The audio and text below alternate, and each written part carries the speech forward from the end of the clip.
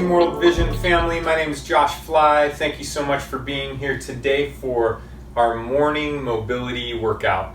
What this is really going to be is a sequence of different exercises, taking you through a whole variety of movement patterns to hopefully get your body supercharged and ignited for the day ahead.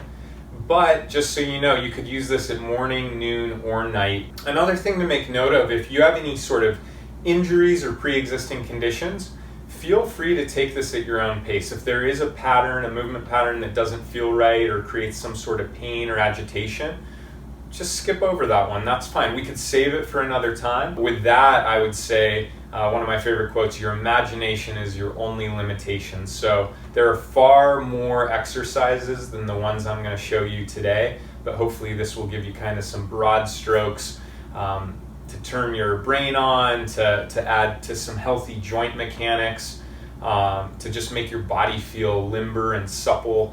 What we really want to do, our goal is to provide you with some tools that you would just be blessed by, to add to health and longevity in your life, to add to performance and the things that you get invited into by God with Team World Vision or otherwise, so we can keep running races, summiting mountains, and doing great things. So with that, we're going to take kind of a top-down approach. What I like to do is let's just anchor ourselves for a second in our breathing, our breath.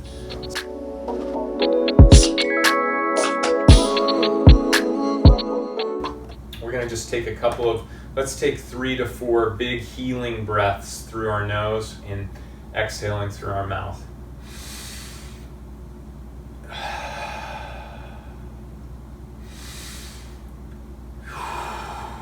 Maybe blow that air out on the next 2. Engaging the abdominals. And as we like to say, breathe in hope.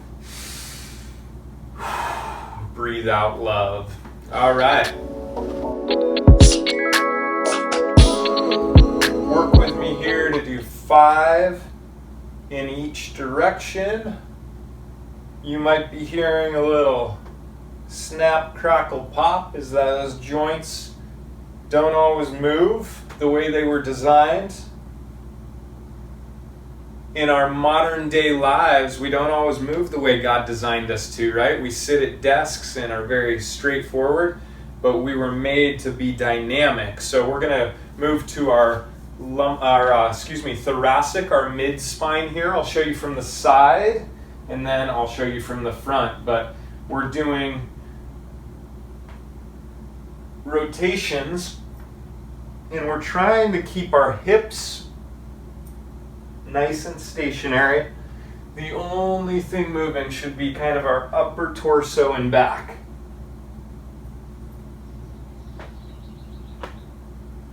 Just waking all those little facets, those spinal pieces, waking them up.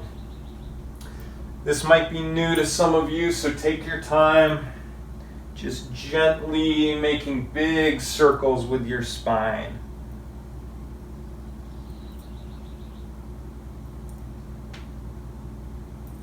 And I think that's my 5th. Now we're going to move down a little bit lower. We'll move to our hips. Go shoulder width. And we're just going to do a nice, gentle, big rolling circles with our hips.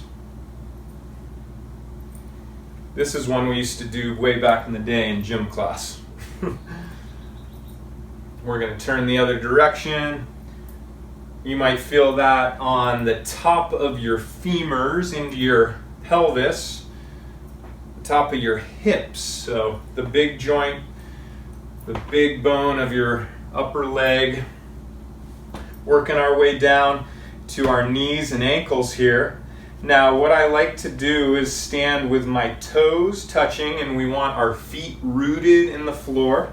I go with my fingers on either side of my kneecaps here, and we're going to push forward into the knees and then circle back into nice straight legs. You might feel that in your hamstrings.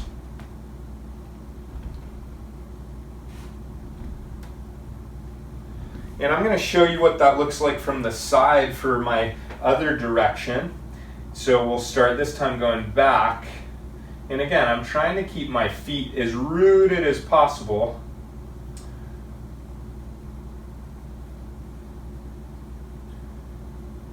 Good. Now we're moving down to our ankles. Now you might want to hold on to the wall or something, or if you want to try balancing, that's good too.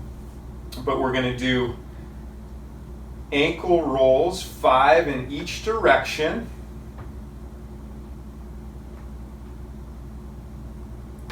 Waking up those joints. I just got a little pop in my ankle, a little adjustment. And I'll show you from the front on my right foot here. 5 in each direction.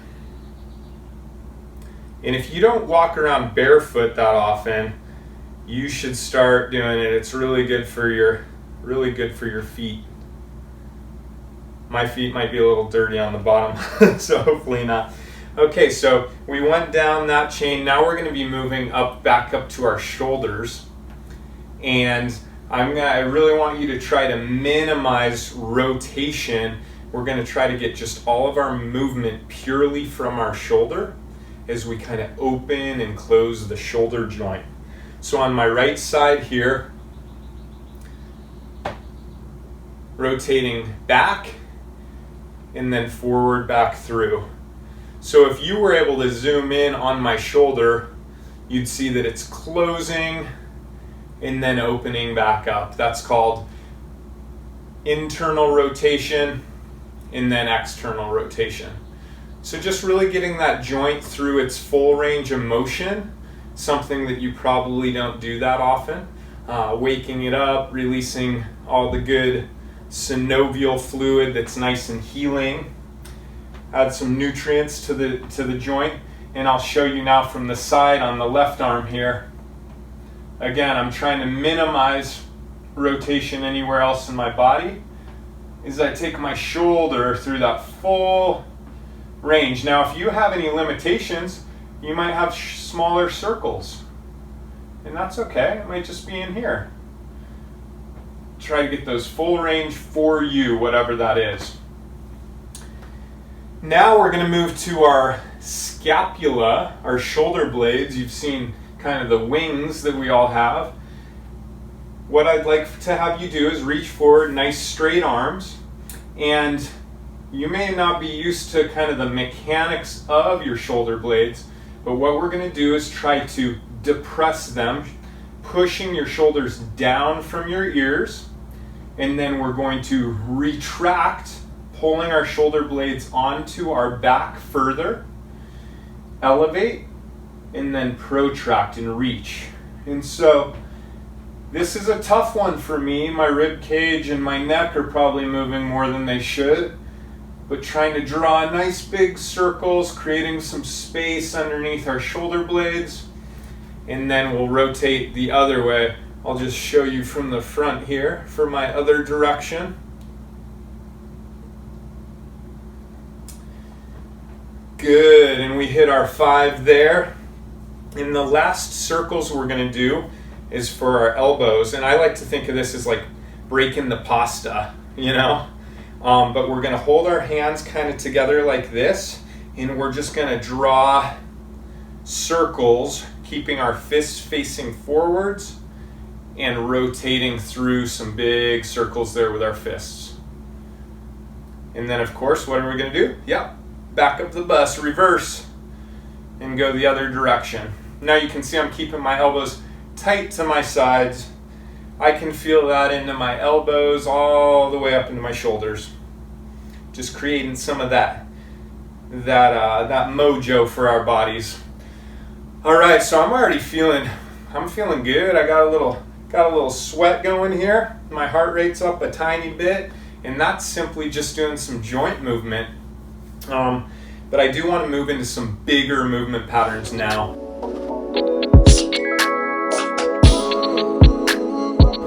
What we're going to do is work on a hinge and reach. I'll start by showing you from the side, keeping a nice, tall, straight spine from our back all the way to the top of our head. we're just going to be hinging from the hips and reaching with our arms, and this is what it's going to look like. Now, I know I'm not perfect here on this movement. This is a tough one for me. I've got pretty tight hamstrings, but you'll feel your hamstrings lengthen, just adding some really quality movement and solid posture here, but nice straight spine. Let's go for 5 to 10 here. You don't want to be here at all, right? We don't want to round our spine. If you're here at all, try to stand up straight again, reset, and slow it down maybe for your hinge and reach. Okay, next we'll stay at the side here just so you can get a good view of the full movement. We're going to move into a squat, a body weight squat. I like to think of this as about being like a little bit wider than shoulder width. Again, we're trying to keep a nice tall spine, and we're going to use either a reach or you can hold your hands behind your head if you can. But with our pelvis, we don't want to squat with our pelvis tilted this way. That puts a lot of torque on our lower back. What we're going to do is tuck the pelvis under. You might almost overemphasize this, which might seem strange, but then as we drop down, should have nice, really pretty tall spine. Okay, I'll show you from the front. I think that was 4 or 5, so let me do 4 or 5 more here.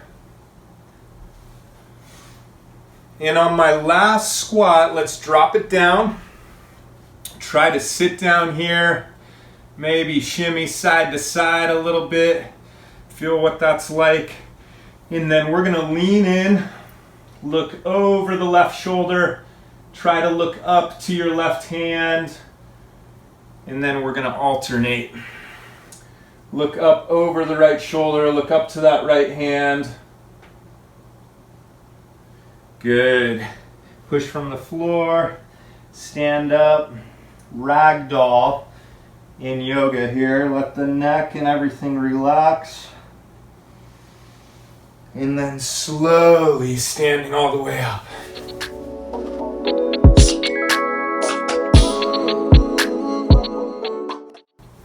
Okay, we're going to move to something that many of you might do before some of your running workouts. What we're going to do, I think it's like the soldier kick, the front kick here. Turn to the side to see what that looks like. Again, nice tall spine. I don't know, do 10, 15 of those, whatever you're feeling. And then those positional kind of movements are going to get us ready for inchworm. And so we're going to reach down, kind of try to find the floor. Now, this might be tough for some of us. If you're really limber, you might be able to find the floor sooner. But we want to reach down. Once we find the floor, we're going to walk out into a plank position and then walk back up. And I'd say let's just do 5 of those. Okay, that's 2. Breathing, nice big breaths if you can while you're doing this. 3, let's go 2 more. 4, and on this 5th one, let's stay down.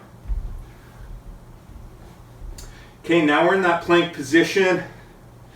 We can do a couple shoulder blade retractions. Let's do 5 of those, keeping the arms straight. And then from this position, what we're going to do is a downward dog. So those of you yogis that have some practice doing yoga, the downward dog is a great position to be in. So we'll go walk those dogs a little bit, pedal the heels. And then from there, I want you to either go plank, downward dog, kind of feeling those 2 positions. Or if you want to push it a little bit, you can go push up, downward dog. moving and grooving. You should start to feel the blood flowing a little bit more with this.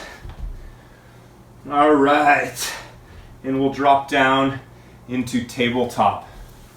I've got to take just a small break because I'm sweating, starting to feel that morning grooves kicking in.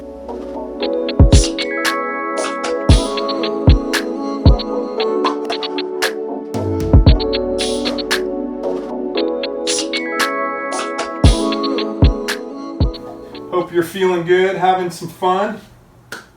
So we're going to move into our tabletop position. This is where we'll be, nice neutral spine. And from here you can kind of just rock side to side, draw some circles, and then we're going to go into our cat-cow. Okay? So nice big breath in, big breath out. Going 5 here, breath in, breath out. Breath in, breath out. 2 more. Last one.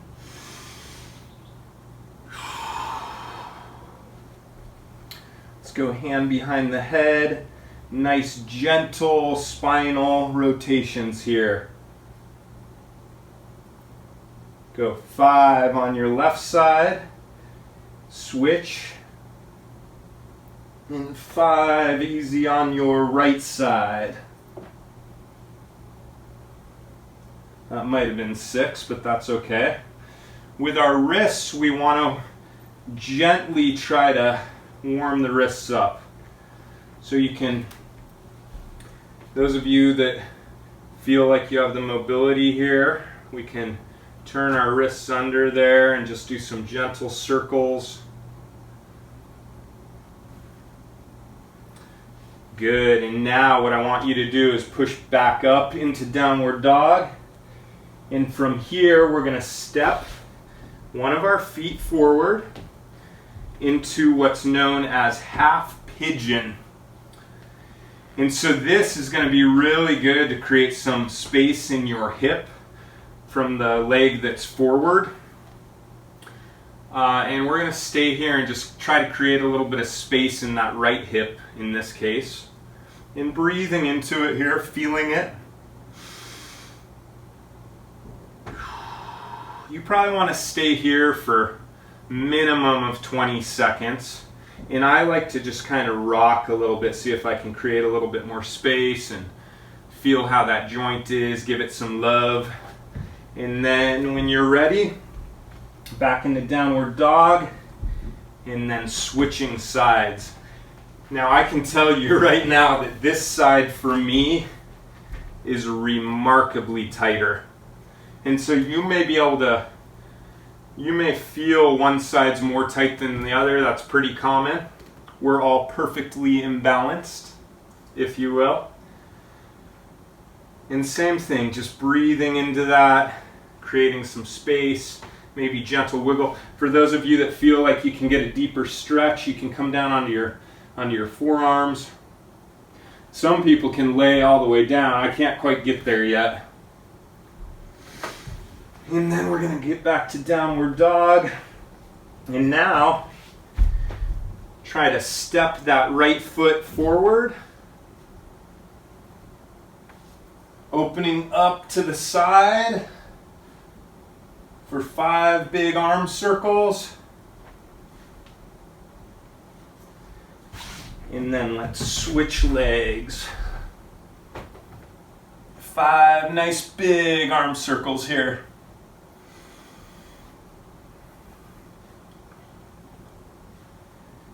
All right.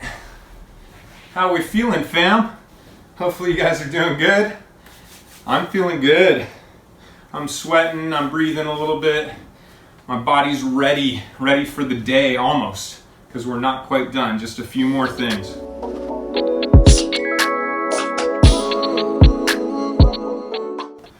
So from here, I want you to go into what we call like a horse stance.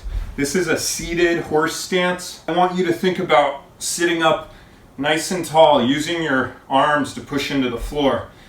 And what we're going to work on here is some joint mobility for our hips. Now, I can cheat this and kind of rock side to side, which could feel good. That might be enough for you. But if you really want to kind of work on the mechanics of this, try to keep your pelvis stationary on the floor on your sit bones. And this is kind of I stop about there and I stop about there. That's where I kind of hit a little wall. I can feel it. Now, like I said, if I loosen up and move my butt a little bit, I can roll through that. But if you want to be a little bit more strict, so maybe 5 to 7 of these on each side. And then once you're done with that, I'm going to have you meet me down in the bridge position. Okay? So from here, similar to what we did with our squat mechanics, I want to think about where my pelvis is, and there shouldn't be a whole lot of space under my back here. So what I'm going to think about is tucking my pelvis under, right? Sort of reaching my pelvis towards my rib cage. So narrowing this space right here.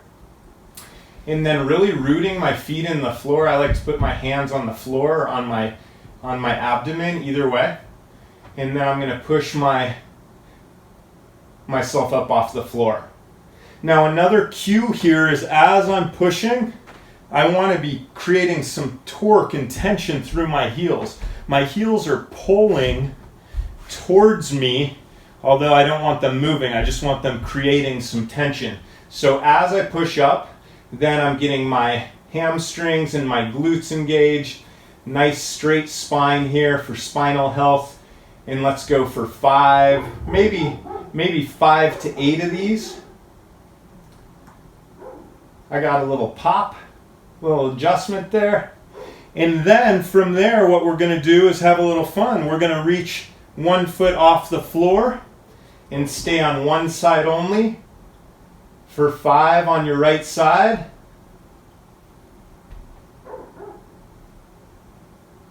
And then we're going to switch legs and do 5 on the left side.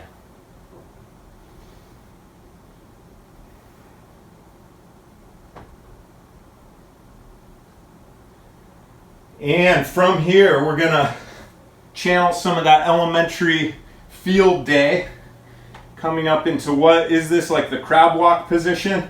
And try to let your head drop down if you can. You can see that I have some shoulder mobility here, resistance. And we're going to try to push our pelvis up to the sky a little bit, working through this mechanics. And then some of you that have ever done like animal flow, you might find yourself in a little bit of breakdancing mood. But there you have it. That is our number 1 morning mobility routine. It's got me ready to rock and roll for the day. I hope it's done the same for you. Again, thank you for spending time with me and with us today. If you have any questions, email us. Let us know what you think about the workout. And hope to see you next time. All right, God bless.